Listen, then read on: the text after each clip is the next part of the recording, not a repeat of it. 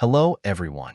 Today we will delve into a case involving a mother who was discovered lying on the kitchen floor in the middle of the night. The only witness was her own daughter. From the start, the case was filled with strange and chilling details, but detectives couldn't identify the killer. It wasn't until many years later that the truth came to light in a completely unexpected way, shocking everyone.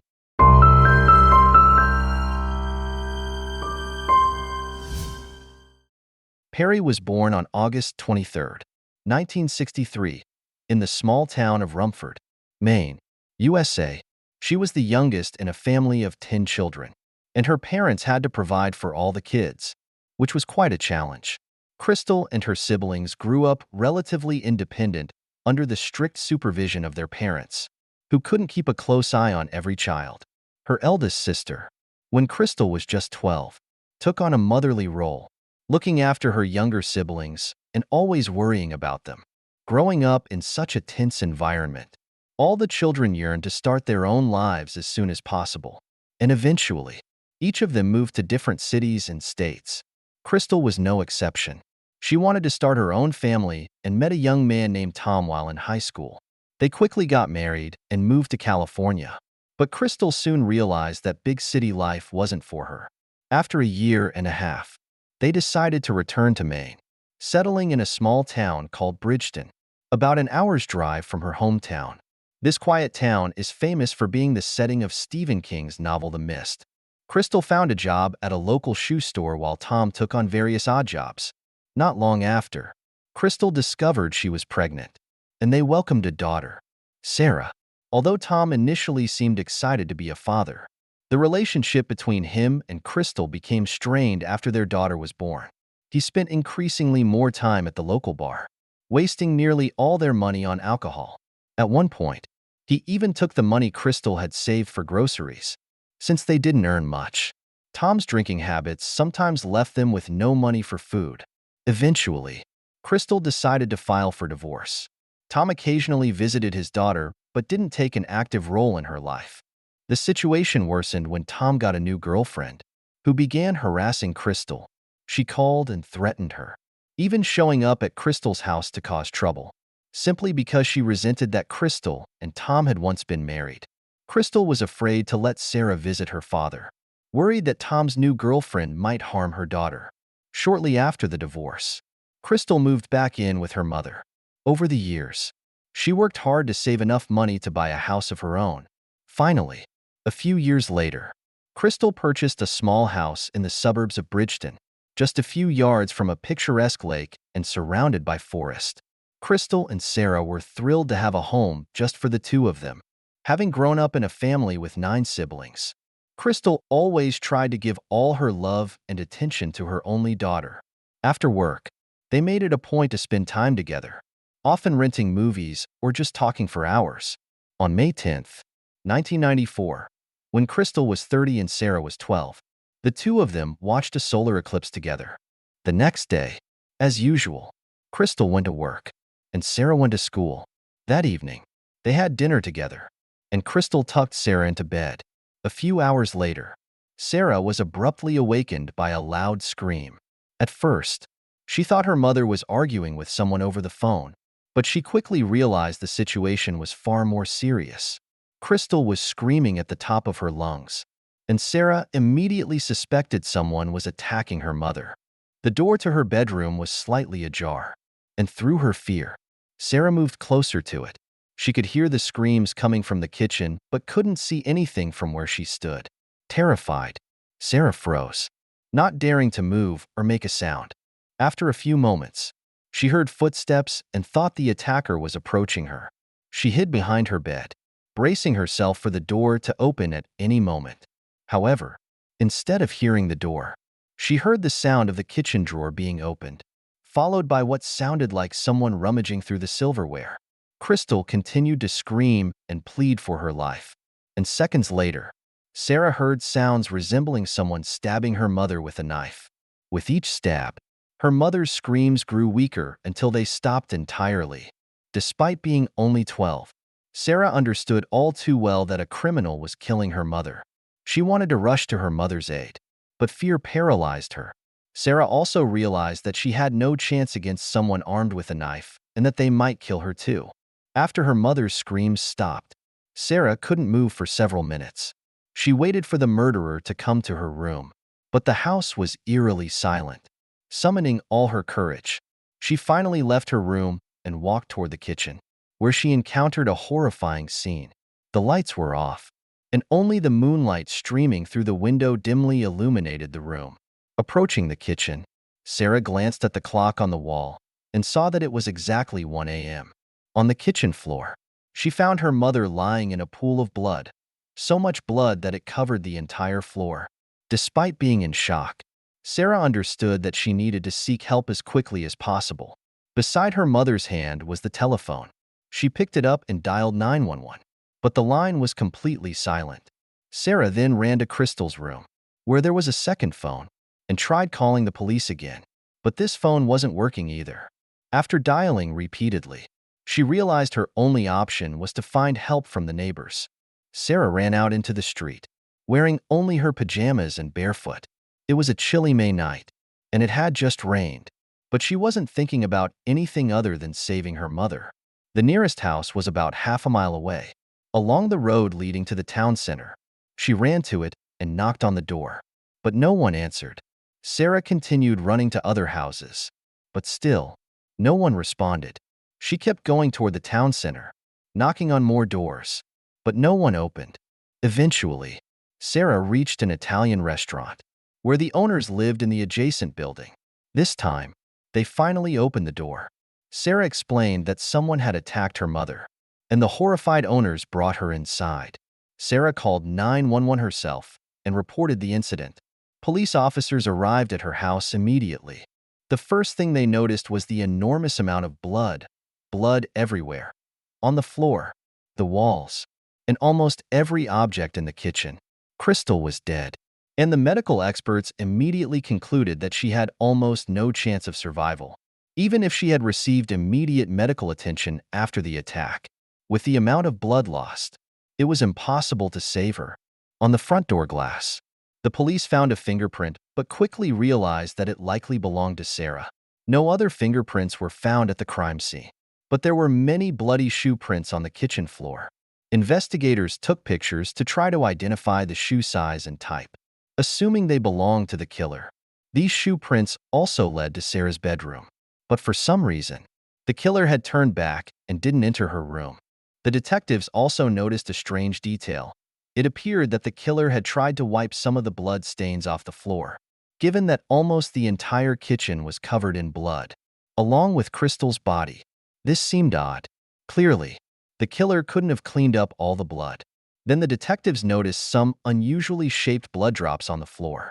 Most of them appeared to have fallen at an angle, which, according to the investigators, was likely blood splattering from the knife used to attack the victim.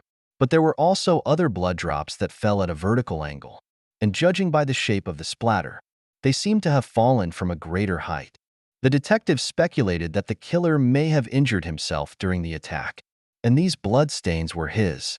Another clue supporting this theory was that these blood stains led to a roll of paper towels, and there was no more paper left on the roll. It was likely that the killer used those paper towels when leaving the house. Sarah's response was met with suspicion. She claimed she hadn't left the bedroom until everything was over, but investigators found some inconsistencies. They discovered that both phones in the house worked normally when they checked the crime scene. With the first phone, the receiver was off the hook, so in order to make a call, it needed to be put back properly. This led the police to think that Sarah might have been confused in the stressful situation and didn't realize the issue.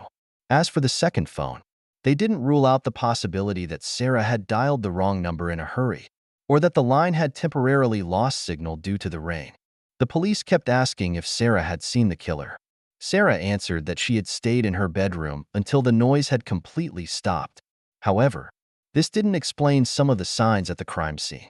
For example, the bloody shoe prints led right to Sarah's room, but the killer seemed to have turned back without entering. This made the investigators wonder if Sarah might know more than she was letting on. The investigators also questioned why Sarah ran to the neighbors for help instead of trying to use the phone again. Although her explanation seemed reasonable, The contradictions between Sarah's testimony and what the police found at the crime scene raised doubts. However, there was no direct evidence linking Sarah to the crime, and her state at the time was enough for the detectives not to want to put more pressure on her. They decided to focus on other evidence. Forensic experts confirmed that the killer had used a kitchen knife to carry out the attack, but the weapon was not found at the crime scene, suggesting that the killer had taken it with him when leaving. The more than 50 stab wounds on Crystal's body indicated an extremely violent attack. A piece of the knife had broken off and lodged in the victim's body, which could help identify the type of knife used. Additionally, experts confirmed that Crystal had been sexually assaulted.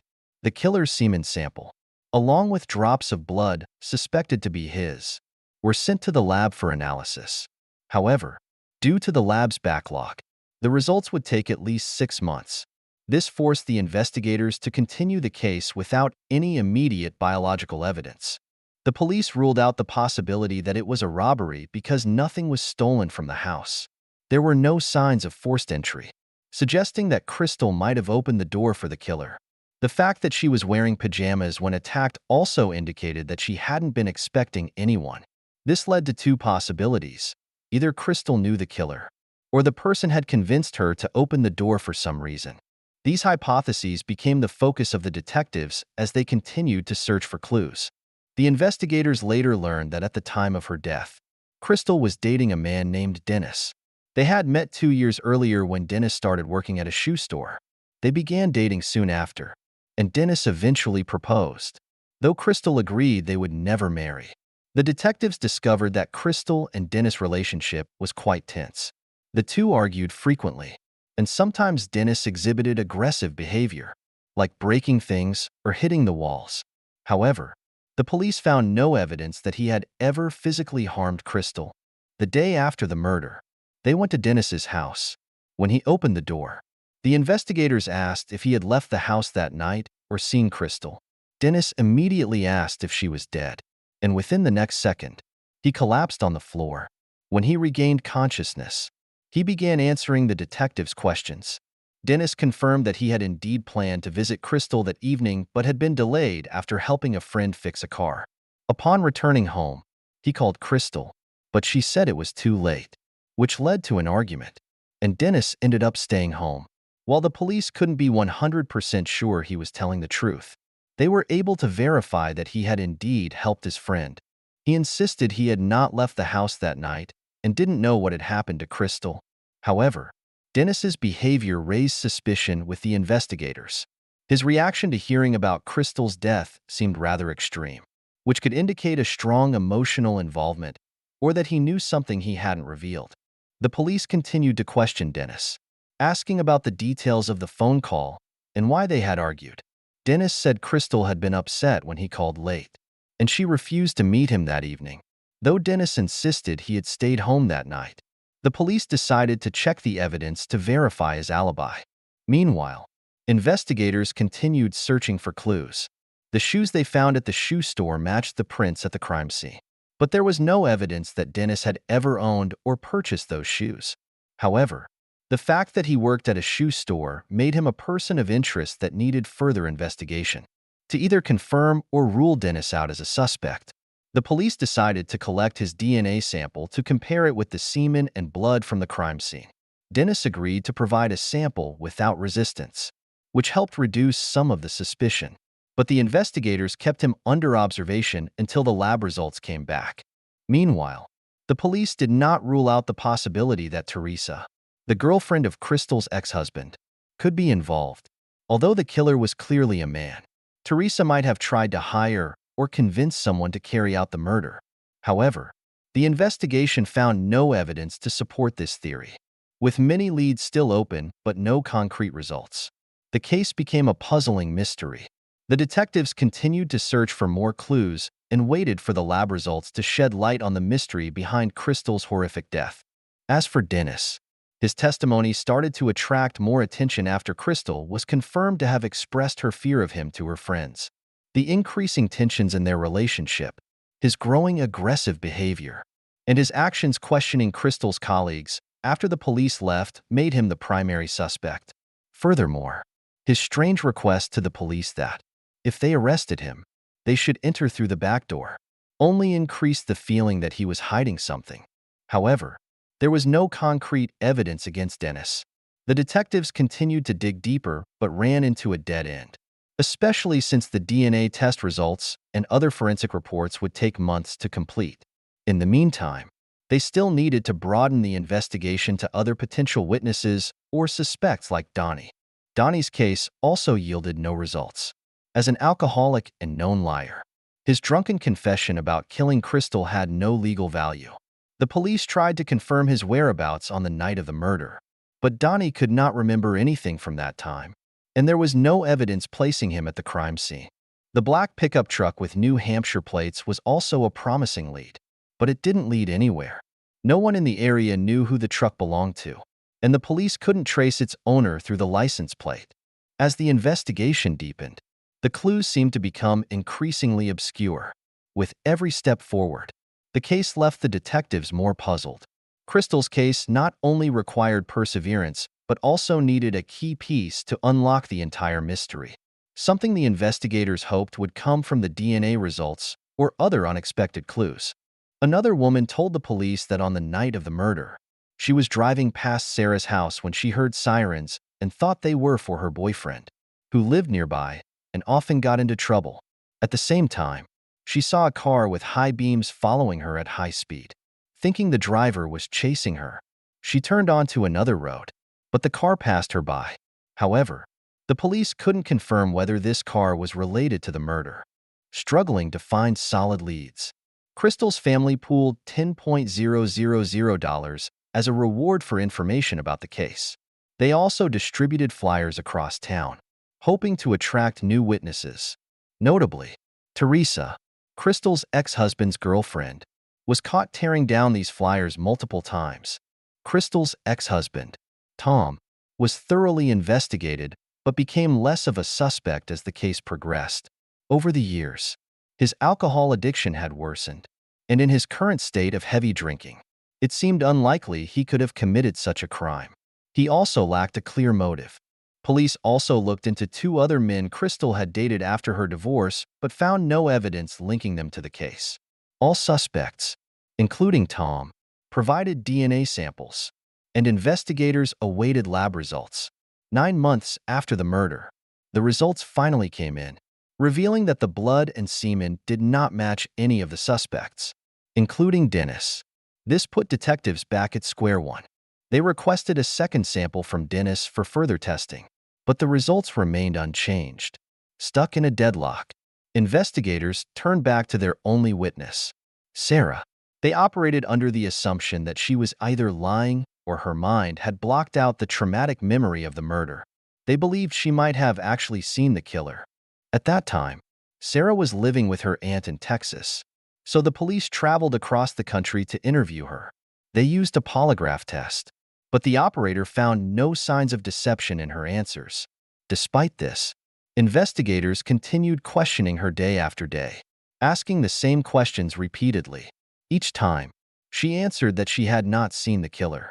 The case remained unsolved for years. Police continued interviewing people and investigating various suspects, but nothing panned out. In the late 1990s, when the FBI's DNA database became operational, investigators uploaded the DNA profile of Crystal's killer but found no matches. In 1999, a new detective was assigned to the case. He decided to re-examine all the available evidence and collect DNA samples from as many men as possible living in the town and surrounding areas. By then, lab testing was much faster, and police collected hundreds of samples, but none matched. The new detective also reached out to Sarah and persuaded her to work with a psychologist to try to recover blocked memories. She agreed, but the psychologist concluded that Sarah genuinely did not remember anything and was truthful in saying she had not seen the perpetrator. The case remained cold for years. Detectives kept working but found no new leads. This continued until 2006 when something unexpected happened. Investigators received a message. A DNA sample had been entered into the FBI database and matched the blood and semen left by Crystal's killer. The DNA belonged to a man named Michael Hutchinson, who had never been a suspect in the case. Detectives discovered that in 2003, Michael was arrested for assault and threatening someone with a weapon, which led to a 6-month jail sentence and 3 years of probation. At that time, his DNA was collected, but, for some reason, it was never uploaded to the FBI database and remained in the lab's storage. 3 years later, Michael was arrested again for driving under the influence with his children in the car. He was released on bail but failed to appear in court, leading to a warrant for his arrest. Michael was apprehended on his wedding day and taken into custody. His DNA was collected again, and this time, it was immediately uploaded to the database. Soon after, investigators in Crystal's case received the match. The detective called Sarah to inform her of the breakthrough but asked her to keep the information confidential until the official investigation was completed. Charges were eventually filed, and the detective asked Sarah if she recognized Michael. She said she did not. Considering that Michael was already in custody, the detective meticulously built the case to ensure the suspect could not escape justice. He discovered that at the time of the murder, Michael lived in Bridgeton, just 2 miles from Crystal's house. 19 years old at the time, Michael lived near an Italian restaurant where Sarah had called the police. He regularly drove to his mother's house, which was a short distance from Crystal's home, meaning he likely passed by her house frequently. To the detective, this indicated that Michael may have seen Crystal multiple times. The detective eventually visited Michael in jail, but Michael denied any connection to the case, claiming he had never known the victim, given that his semen was found on Crystal's body and his blood at the crime scene. The detective was skeptical of his denial. While in jail, the detective noted an interesting detail. Michael had a large scar on his palm. As recalled, the killer likely injured his hand during the attack. Though this detail wouldn't serve as strong evidence in court, the presence of DNA was overwhelmingly conclusive. Michael was formally charged with murder.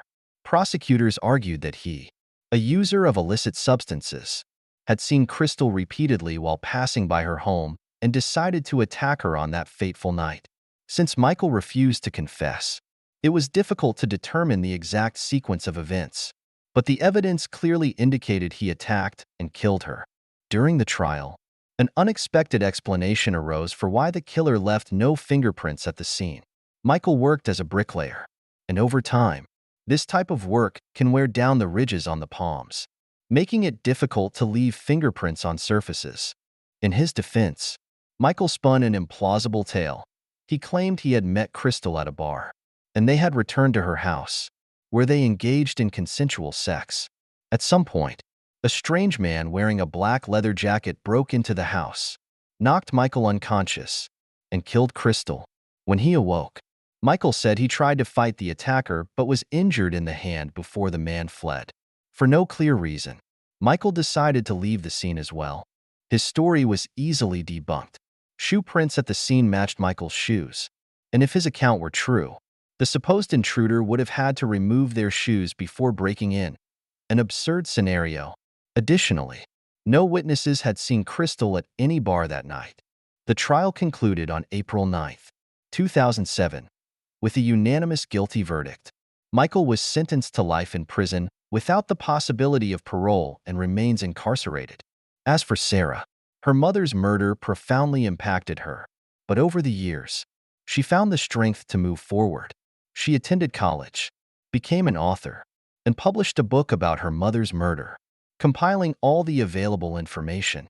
While working on the book, Sarah uncovered new details that the police had overlooked. She discovered that Michael frequently borrowed his father's vehicle, a black Ford truck with New Hampshire plates. This matched the description of a vehicle a witness had seen near Crystal's home. She also recalled the woman who had reported seeing a car with high beams speeding past her on the night of the murder. At the time, the woman mistook an ambulance's siren for police activity and thought it was heading to her boyfriend's house. That boyfriend turned out to be Michael. Police had noted Michael's name and address in their report, but chose not to pursue him as a suspect. Had they decided to question him, they might have noticed the cut on his hand, and the case could have been solved much sooner. But the past cannot be changed. Share your thoughts on this story in the comments below. And don't forget to like this video if you enjoyed it. Thank you for watching.